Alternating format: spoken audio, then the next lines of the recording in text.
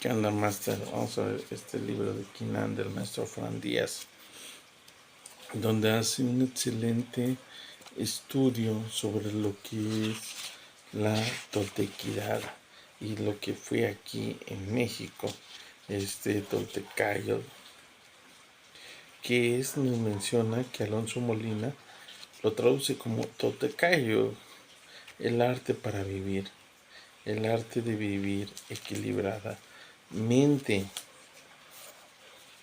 Si nosotros nos ponemos a ver que Equinan de los toltecas significa aplicar nuestra fuerza para conseguir un equilibrio a través de diferentes tipos de prácticas.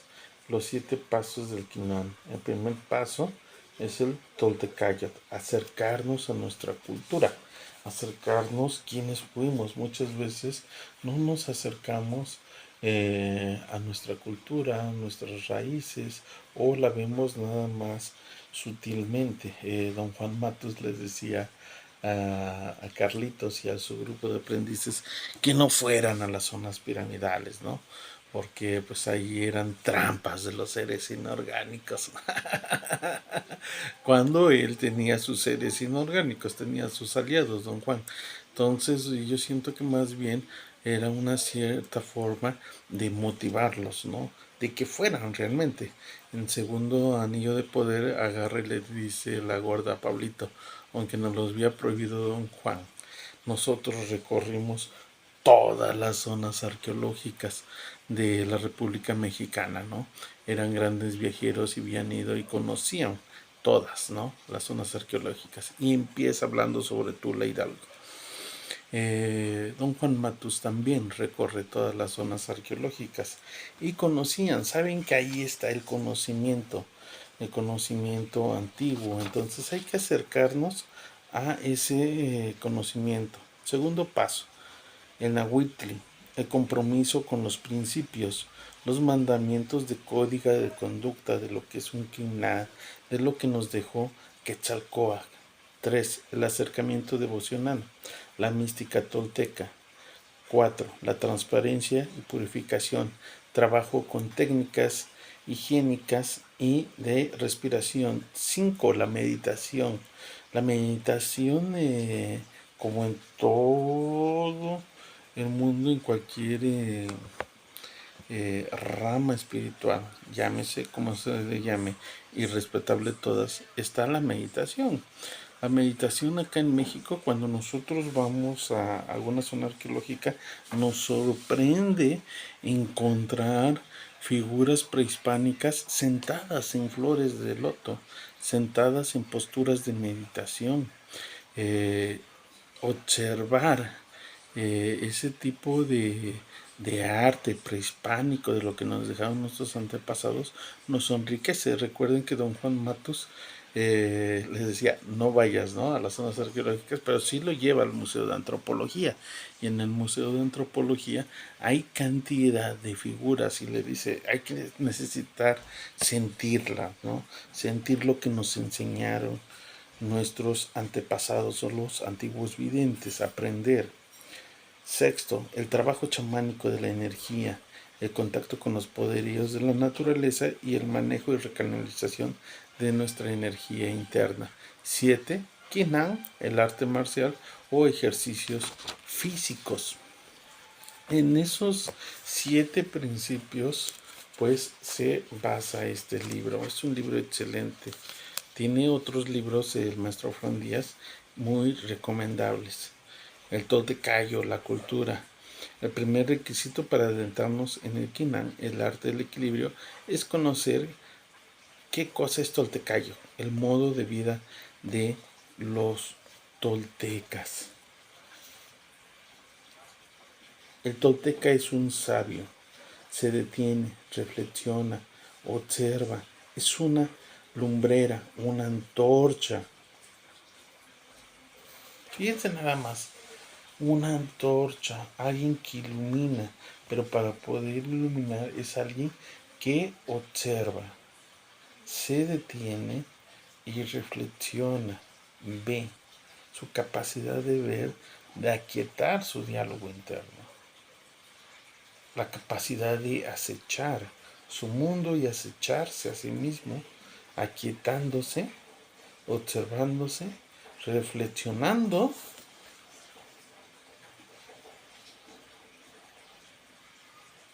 junto con la experiencia propia, la experiencia reflexiva y las enseñanzas de Quetzalcóatl, preconiza una amplitud mental. Las enseñanzas de los preceptos de Quetzalcóatl, su propia experiencia y la experiencia que fueron dejando los demás antiguos videntes, se va ampliando el conocimiento. La ideología tolteca afirmaba que todas las cosas, tanto lo que percibimos como lo que está más allá de nuestro límite humano, fueron un principio cósmico autosuficiente llamado Sem Anáhuac, unidad circundante. Conectar en esa unidad, en esa totalidad de la fuerza, el poder, el campo, ¿no? A través de las diferentes técnicas que nos van dejando como una herencia cultural los antiguos toltecas.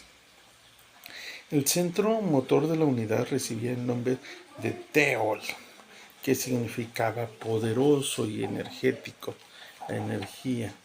Ellos reverenciaban la energía cósmica bajo el nombre personal de Centeol, Dios único, príncipe del amor.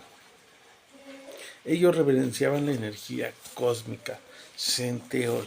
Esta energía cósmica que hoy hasta la fecha la podemos observar nosotros mismos, ya sea que viajemos a las zonas piramidales o naveguemos por el internet y entremos a esas zonas piramidales y veamos nosotros cómo ellos a través de crear sus zonas piramidales estaban bajo las direcciones del cosmos, donde salía el sol, cuál era su cenit, el punto cenit, el rayo verde que pasa por las cuevas, donde se ocultaba el sol, la posición de las montañas, el norte, los puntos cardinales, norte, sur, este y oeste,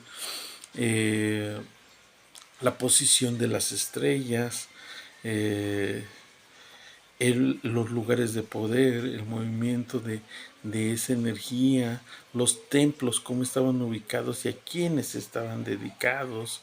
Todo eso es de suma importancia cuando nosotros vamos a una zona arqueológica, ¿no? Observar Chichen Itzá, cómo va bajando la serpiente, observar el paso cenit, ¿no? En Teotihuacán o en Xochicalco, ¿no? Observar todos esos fenómenos astronómicos y espirituales, pues habla de una gran riqueza, de un conocimiento antiguo y del conocimiento no nada más de astronomía, sino de la energética y la psicoenergética y la psicogeografía que tenían ellos. Era un Feng Shui mexicano, en el cual todo lo que estaba alrededor de ellos, la próxima vez que vayamos a una zona piramidal, hay que observar todo, qué montañas hay alrededor, cómo están direccionadas nuestras pirámides, la acústica, el famoso, ¿cómo se llama? Acústica, que aplaude y suena ¡pum!, ¿no? Y nos regresa el rebote. En las pirámides, eso es común. A quienes estaban dedicadas, a qué planetas, a Venus, al Sol, a la Luna, etcétera. Son muchos puntos que hay que analizar. La divina dualidad. A pesar de proclamar la unidad esencial de todas las cosas, la enseñanza tolteca afirma que el lado del manifiesto del universo es dual, el tonal y el nahual, porque está formado por la acción combinada de dos polaridades. Dicha polarización recibe en náhuatl el nombre de Ometeotl, divina dualidad. En los códices estructurales es frecuente encontrar estas dos fuerzas presentadas en dos serpientes, la doble energía creadora, la cascabel que se entrelaza. A fin de crear el universo, Ometeotl se refleja a través de 12 planos de densidad, el último de los cuales nos muestra la propia tierra. Ometeotl, sin en cambio, no es Dios. Filosóficamente recibe el nombre de claro y oscuro, tonal y náhuatl, fuerza consciente y subconsciente. Y una de las cosas maravillosas de este libro es que nos trae aquí figuritas.